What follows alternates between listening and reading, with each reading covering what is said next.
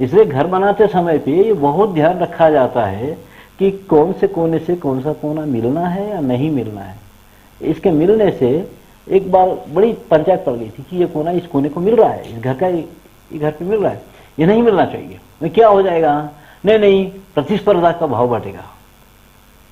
तो वो तो ये कि ऐसी लकीर से कि जिससे प्रतिस्पर्धा का भाव भी बढ़ता है भीतर, उसको भी निकाल देना। घरों के अंदर ये बहुत सोचा गया है हमारे पास में कि कैसे होने से प्रतिस्पर्धा का भाव बढ़ेगा, और वो हमको नहीं चाहिए।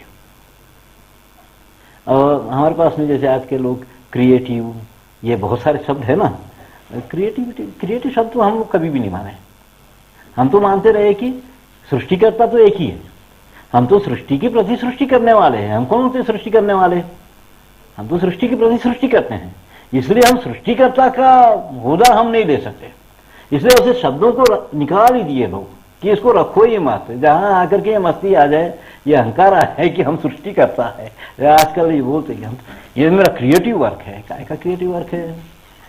कितना कर लेता है, कितना सृजन कर लेता है, जो देखा सुना और पढ़ा, इसकी कल्पना उसी के भीतर घूमती है ना, उससे बाहर का कहां कर लेगा? ठीक है, कुछ लोग कुछ खोजते रहते हैं, तो ये सारी चीजें नहीं थी। तो हम मैं देखता कौन कौन से शब्द हमारे पास में टेंशन शब्द के लिए भी हिंदुस्तानी किसी भाषा में कोई शब्द नहीं है टेंशन के लिए। जैसे पानी पीने के गिलास के लिए किसी भाषा में कोई शब्द नहीं है, जैसे टेंशन के लिए भी हमारे पास में क्या शब्द है? तेलुगु में तो मानसिक ओत्तिड़ी बोलते हैं लोग, नराल ओत्तिड़ी, यानी नसों का दबाव या मानसिक दबाव, इस तरह के शब्द है। वो सही नहीं है, क्योंकि हमारे पास में टेंशन था ही नहीं। होता तो उस बीमारी का नाम रखते लोग, या कुछ उतारा सतारा कुछ तो करते है ना। ऐसा कुछ रहा नहीं है, जो रहा तो वो क्यों नहीं था। हमारा जो मार्केटिंग सिस्टम उस समय का रहा है, बड़ा सुंदर रहा है। अभी बात ये आती है कि एक तरफ तो ये आध्यात्मिक बातें, आध्यात्मिक फिलॉसफी, मगर इस आध्यात्मिक फिलॉसफी को जीवन के हर पहलू में बैठा देना, उस समय बड़ी बड़ी कोशिश हुई थी कि सुबह सो के उठने से लेकर के रात में सोए जब तक, वो सोने का उठने का काम करने का सारा ढंग इसका आध्यात्मिक ढंग से हो। वो एक पद्धति बनी है हमारे पास में कि कब उठना है, कैसे उठना है। हमारे पास में ब्रह्म मुहूर्त में उठने का रहा है कि सुबह 4 साढ़े 4 बजे के आसपास उठना है। कैसे उठेगा आदमी? मुश्किल है। तो बहुत हमारे पास में भिक्षा वृत्ति की 296 जातियां हैं जिनको मैं जानता हूं, जिसमें से बहुत जातियों का ये काम रहा है कि रात के 4 बजे एक हमारे पास में एक आता था, बुड़बुक्कल बोलते, छोटा सा डमरू लेके बहुत तीखी आवाज से आवाज करते हुए आता था, सारे लोगों को जगा देता था, लोग जाग जाते थे। उसका बोलने का था कि गांव में जो शैतान है उसको मैं निकालता हूं, नींद से बड़ा और क्या शैतान। तो ये सबको जगा देने का। दूसरा बाल संतोड़ करके आता था, एक वो घंटा और शंख लेकर के, वो फिर सोने वालों को भी नहीं सोने देता है ना, वो उसका बहुत हल्ला रहता था। उसके बाद एक आता था गोसमोल, एक तारा लेकर के बड़ा सुंदर गाते हुए आता था। उस समय लोगों का नहाना धोना चलता था। उसके बाद हरिदास आते थे, पैरों में घुंघरू बांध करके, तानपुरा लेकर के, बहुत सुंदर भैरवी गाते हुए, नाचते हुए आते थे। पहली भिक्षा उसको मिलती थी जब औरतें रंगोली डालते रहती थी। उसके बाद जब लोग कामों के लिए निकलते थे तो सफेद कपड़े पहन करके, काले तानपुरे लेके जंगम लोग वैराग्य के गाने गाते हुए आते थे। क्या दुनिया है, बेकार है, यूं है त्यों है, वैराग्य। जब कामों के लिए निकलता था तो इसको वैराग्य के गाने सुनने में आते थे। जा रहा है बेटा, जा रहा है वहां बड़ी गड़बड़ कर सकता है, वैराग्य के गाने उसको सुनने में आते थे पूरे रास्ते भर में, जहां तहां भी। वो हो जाने के बाद बच्चों के लिए, फिर बच्चे गांव में बच्चे और बूढ़े रह जाते हैं, तो इनका मनोरंजन करने के लिए, इनको बहुत जानकारियां देने के लिए बहुत सारे समाज से, कोई बैल लेके आता, कोई रीछ लेके आता, कोई सांप लेकर के आता, कोई कुछ। तो ये उस समय लोग इनको एक लोक शिक्षक का मान देते थे, क्योंकि ये बहुत तरह की जानकारियां देते थे लोगों को। सपेरा आया, बहुत जानकारी देता था, कैसे कैसे सांप है, सांपों की दुनिया भर की कहानियां सुना रहा था, गले में सांप डाल देता, क्या क्या करता।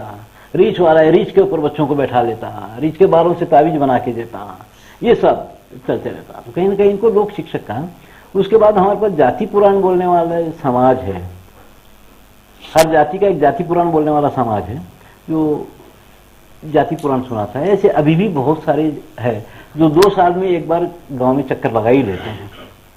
तो ये एक पूरी एक अलग व्यवस्था रही है।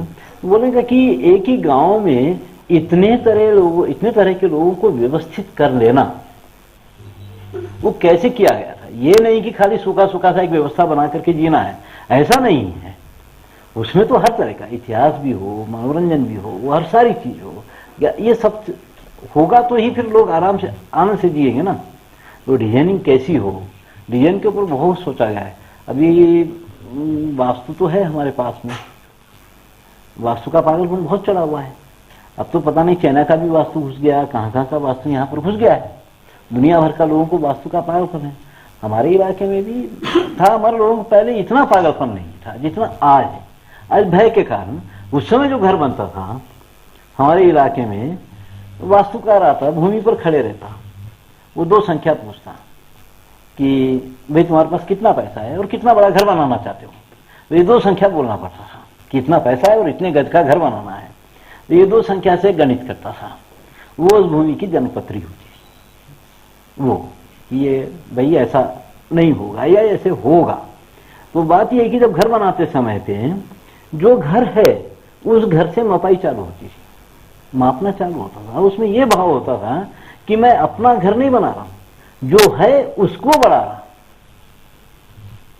हम अपना घर नहीं बना सकते, जो है उसको बढ़ाना है। ये भाव उस समय के वास्तुकारों में था, लोगों में था कि जो घर है उसको हम बढ़ा रहे हैं। हम इसलिए तो वो जो डिजाइन का घर बना हुआ है, 1 मंजिला मकान बना है, उसके मंजिले में, उसके बगल में हम 10 मंजिला घर नहीं खड़ा कर सकते थे। उससे जितना ऊंचा करना है उतना ही ऊंचा हो सकता है। और उसका डिजाइन भी तुम्हारे घर से उसकी सुंदरता खराब ना हो या इससे इसकी सुंदरता खराब ना हो। इसलिए पूरे गांव का एक डिजाइन चलता था, एक ही डिजाइन पूरे गांव का चलता था, बड़ा हो या छोटा हो, उसकी सीमाएं थी अपनी। वो जानकार लोग अभी तक भी है हमारे पास में। एक बहुत बड़े वास्तु मंडेपल्ली करके गांव में बुजुर्ग आदमी थे, तो उनसे बहुत जानकारियां ली थी कि कैसे कैसे कर लेते थे पूरा। तो उनका बोलना था कि घर एक लाइन में नहीं बनना है, वो सीधी लाइन के खिलाफ रहा है। हमारा पूरी व्यवस्था सीधी लाइन को नहीं मानती है, तो घर सीधी लाइन में नहीं बनना है। जो घर है, दक्षिण का घर है, वो 2 हाथ पीछे हट करके, उत्तर का घर 2 हाथ आगे हट करके बनता है। तो इस तरह से वो एक गोलाई चलती है। दूर से देखने पर वो एक गाय के मुंह जैसा दिखाई देता है, गोमुख जैसा दिखाई देता है। उसमें जो खिड़की लगती है उसको गवाक्ष बोलते हैं। वो एक पूरा बड़ा विचित्र डिजाइन है, बड़ा सुंदर। मगर घर बनाने के पीछे उनके कुछ अपने सूत्र सिद्धांत जो रहे हैं वो बड़े जबरदस्त रहे हैं। कि घर के तो 5 लक्षण होना है। पहला लक्षण तो घर आरोग्य के लिए श्रेष्ठ रहे। दूसरा है घर आर्थिक रूप से सहयोग देने वाला हो। तीसरा है घर आध्यात्मिक दिशा में बढ़ाने वाला हो। चौथा है घर प्रकृति से प्रेम सिखाने वाला हो। और 5वां है घर सामाजिक होना है, असामाजिक नहीं होना है। ये 5 लक्षण जिसमें नहीं है वो घर घर नहीं होता है। फिर तो आयुर्वेद के अनुसार तो पैर गर्म, पेट नरम, सर ठंडा है तो आदमी आरोग्यशाली है। जब से सीमेंट के मकान बने ये सिद्धांत उल्टा हो गया, एकदम से सर गर्म होने लग गया, पैर ठंडे होने लग गए, गड़बड़ हो गई पूरी की पूरी। तो दूसरा ये है कि हमारे सारे शास्त्रों का बोलना एक रहा है कि घर से निश्चिंत रहो। गृहस्थी से निश्चिंत रहो करके कोई शास्त्र नहीं बोलता हमको। निश्चिंत रहना है घर से। फिर घर कैसा होना है कि जो हमको निश्चिंत रखे। गृहस्थी तो हमारा धर्म है, तो घर ऐसा बने कि वो हमको निश्चिंत रखे। तो कैसा डिजाइन होने से हम निश्चिंत रह सकते हैं। हमारे पास में एक बड़ी सुंदर बात चलती है कि जीवात्मा परमात्मा से मिलना चाहता है, मगर जीवात्मा और परमात्मा के बीच में माया नाम की एक चीज है जो जीवात्मा को परमात्मा से मिलने नहीं देती। तो ये फिर माया है क्या? तो अभी एनआईडी वनआईडी में पढ़ाते हैं बच्चों को, तो माया को, ये डिजाइन को वो लोग समस्या का समाधान मानते हैं। बाकी कोई बहुत सारे अधिकारियों को बोलता हो सुनेगी, जिसको जितना ज्यादा डिजाइन आता है उतना ज्यादा रोजगार पैदा कर सकता है, वो रोजगार की मशीन मानते हैं। हमारा मानना है कि जीवात्मा और परमात्मा के बीच में जो माया बोली गई है वो माया ये डिजाइन है। अगर ऐसा घर बनेगा तो हम ऐसी जिंदगी जिएंगे, और ऐसा घर बनता है तो ऐसी जिंदगी जिएंगे। वो तो हमको किस दिशा में लेके जाना है वो डिजाइन पर आधारित होता है ना। बहुत बड़ी भूमिका होती है डिजाइन की। तो वो कैसा डिजाइन होना चाहिए कि जो हमको निश्चिंत रखे। तो पहले जब हमारे घर होते थे, बड़े बड़े विशाल विशाल मकान बनाए लोग, खाना तो वो लोग भी खाए, सोए तो वो लोग भी, अतिथि सत्कार तो वो लोग भी किए, मगर घर में जगह रोकने वाली कोई चीज नहीं थी, कोई चीज जगह रोकने वाली नहीं थी। पाठ लगते, पीटा लगाते, भोजन होता, लपेट उठा के कोने में रख डालते, चटाई शतरंजी बिछती, स्वागत सत्कार होता, उठा करके बगल में रखते हैं, खटियाएं बिछाते, सोते लोग उठा के कोठे में डाल देते। क्योंकि हमारा ये नियम रहा है कि सूर्योदय से बहुत पहले उठ के उषस के दर्शन करने के बाद सूर्यास्त तक हमको पलंग पे बैठना निषेध है। पलंग पे हम नहीं बैठ सकते, इसलिए पलंग का डिजाइन ही ऐसा तैयार किया कि उसको उठा के कहीं डाल दो बाजू में, वो अगर दिखाई देगा तो बैठेगा आदमी, बैठेगा तो सोएगा, इसलिए डिजाइन उसी कर दी कि उसको उठा करके बाजू में कर डालना है। तो बात ये थी कि विशाल मकान रख करके भी घर में जगह रोकने वाली कोई चीज नहीं थी। आज आबादी बढ़ गई, जनसंख्या दुनिया भर की हुई, घर छोटे छोटे बनने लग गए, तो फिर घर में जगह रोकने वाली चीजें क्यों इस्तेमाल करने लगा? सारी चीजें घर में जितनी होती है जगह रोकने वाली होती है। हमारे विशाल मकानों में कोई चीज जगह रोकने वाली नहीं थी। तो घर का डिजाइन, घर की बनावट ऐसी थी कि उसमें किसी चीज की हमको जरूरत महसूस नहीं हुई, कोई चीज की जरूरत महसूस नहीं हुई। मगर उसी वास्तु को देख करके आधुनिक मकान बन रहा है, इसकी वास्तु शांति करके उसमें घुसते ही वो घर मांगना चालू करता है कि ला डाइनिंग टेबल ला, डेकोरेशन ला, वो ला, ये ला, सोफा, रसोई का एक बर्तन भांडा बदल दे। तो जिस घर में आदमी, जिस घर में घुसने के बाद आर्थिक रूप से इतना परेशान रहे, वो दिन रात खटके घर को म्यूजियम बनाने लग जाए, तो फिर वो साहित्य, संगीत, परमात्मा, सर्मात्मा के बाद कब सोचेगा बेचारा? उसके लिए बहुत असंभव सा हो जाता है। ये सारी चीजों के बारे में सोचने वाला आध्यात्मिक होता है ना। भगवान का भजन करने वाला तो भक्त माना जाएगा, वो आध्यात्मिक थोड़ी होता है। एक पुजारी सारा दिन भगवान जी के साथ खड़ा रहता है, उसको तो आध्यात्मिक नहीं बोलते हैं ना। तो ये सारी चीजों में अभिरुचि रखने वाला जो आध्यात्मिक नहीं है, उसको इस प्रकृति से कभी प्रेम नहीं होगा, और जिसको प्रकृति से ही प्रेम नहीं है वो सामाजिक कभी नहीं हो सकता। तो हमारे पास में घर के डिजाइन में सीधी लाइन को एकदम गायब कर दिया गया था।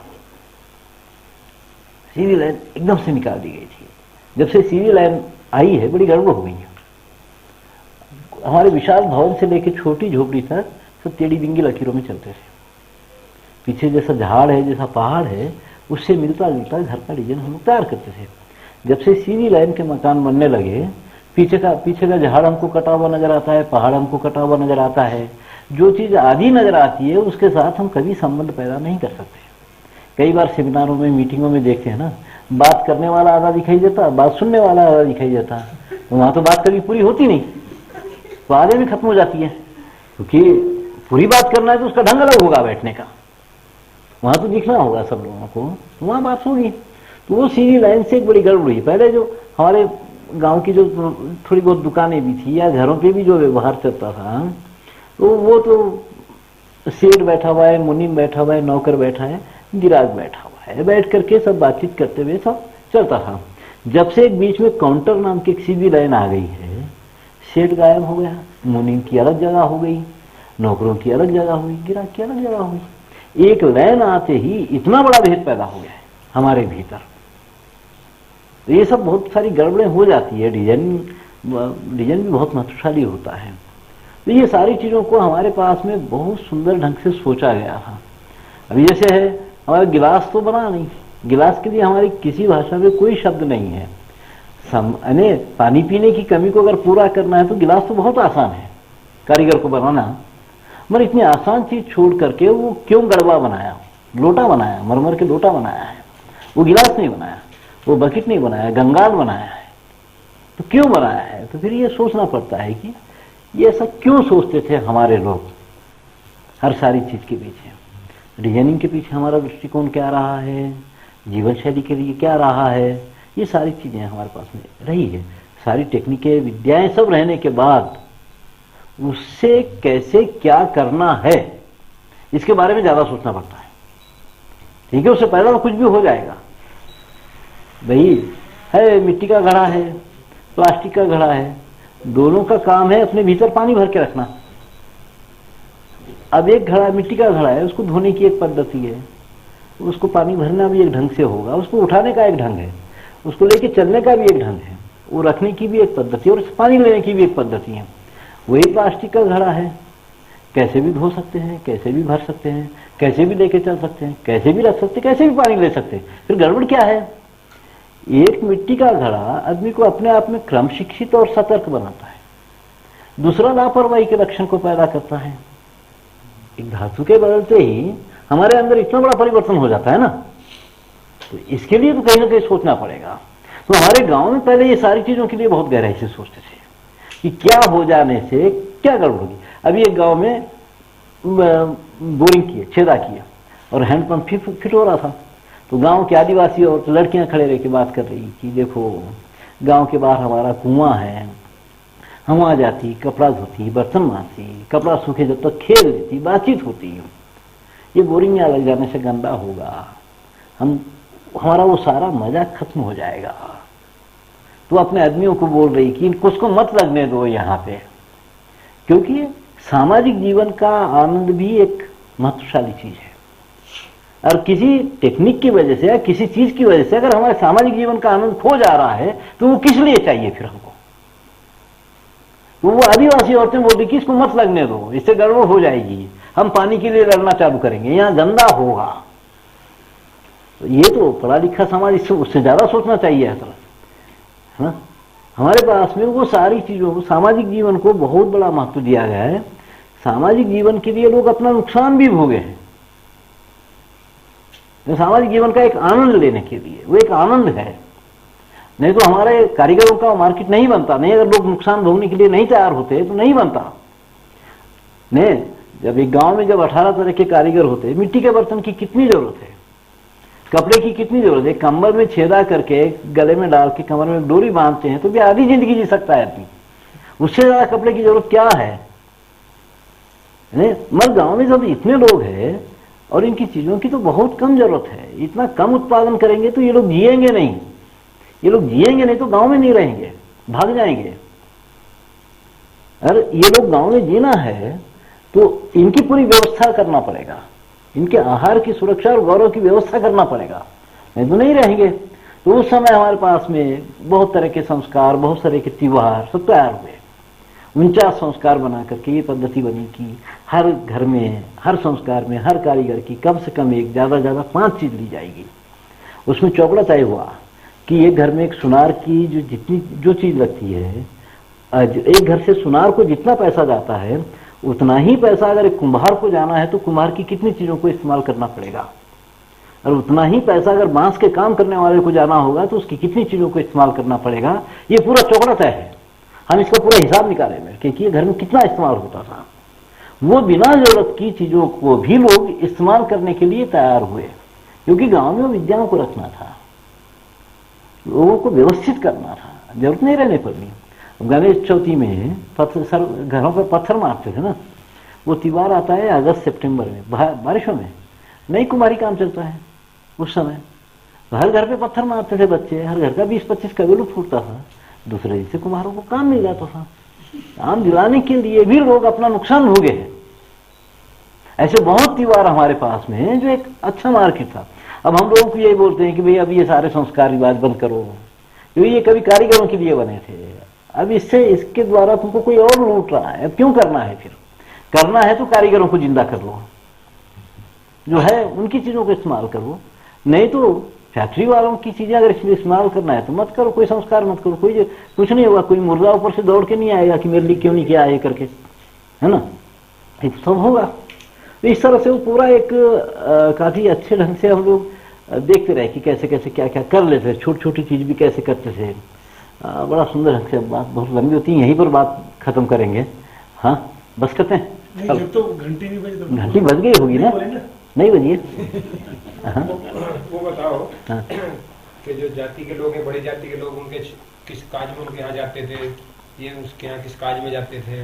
नहीं, हमारे पास में जैसा रहा है, हमको ये जाति पुराणों से बहुत जानकारी होती है कि किस जाति को बड़ा या छोटा, हर जाति पुराण की जब भी कथा चलती है तो उसमें ये प्रश्न उठता ही है कि सारी जातियों में कौन सी जाति बड़ी। हर जाति वाला अपने आप को श्रेष्ठ साबित करता है, उसमें चर्चा चलती है हर जाति पुराण में कि कौन जाति बड़ी है, वो अपने आप को श्रेष्ठ साबित करता है। तो आज आकर के फिर सारे लोगों का एक मत होता है कि जो चर्मकार है ये सबसे बड़ा है।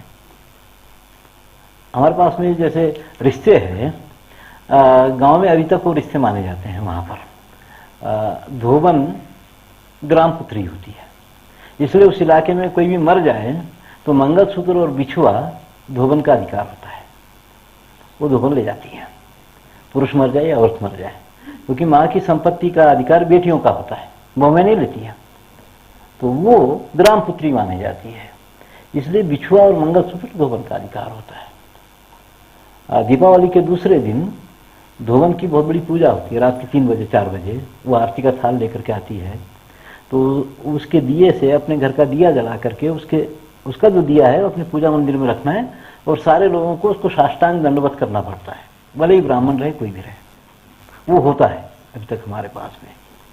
तो वहाँ ये चीज नहीं थी, क्योंकि वहाँ रिश्ते महत्वशाली रहे हैं।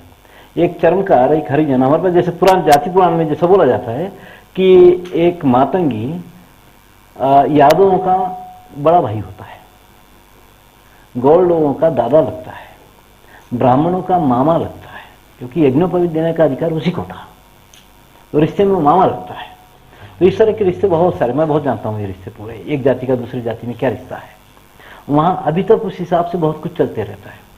मांस का काम करने वाली औरत गौड़ लोग जो है उनकी बेटी लगती है, वो अभी भी उसको बुला करके मान करना पड़ता है। 3 जातियां, कोली, भोई और नायक फोड़, ये तीनों आपस में भाई लगते हैं रिश्ते में, पता नहीं कैसे वो कहानी चलती है पूरी। आज भी इनके वहां शादी होना है तो वो वो नायक फोड़ों को, भोइयों को बुला के मान करना पड़ता है, ये छोटे भाई है मेरे, मान करना है, जातियों का मान करना पड़ता है। जैसे मछुआरा है, वही है, और उसको शैव जो जंगम है वो जीजा लगता है, ये उसका साला लगता है, ये बाबा मरुला संबंधम बोलते हैं हमारे पास में, वो उसी रिश्ते से आज भी जानते पुकारते हैं एक दूसरे को। ऐसे बहुत सारे रिश्ते हैं। तो ये तो सब कुछ बहुत रहा है अपने पास में। मगर बड़ी बात ये है कि जैसे वसुदैव कुटुंबकम की जो बात किए हैं, वो वसुदैव कुटुंबकम को बैठाने के लिए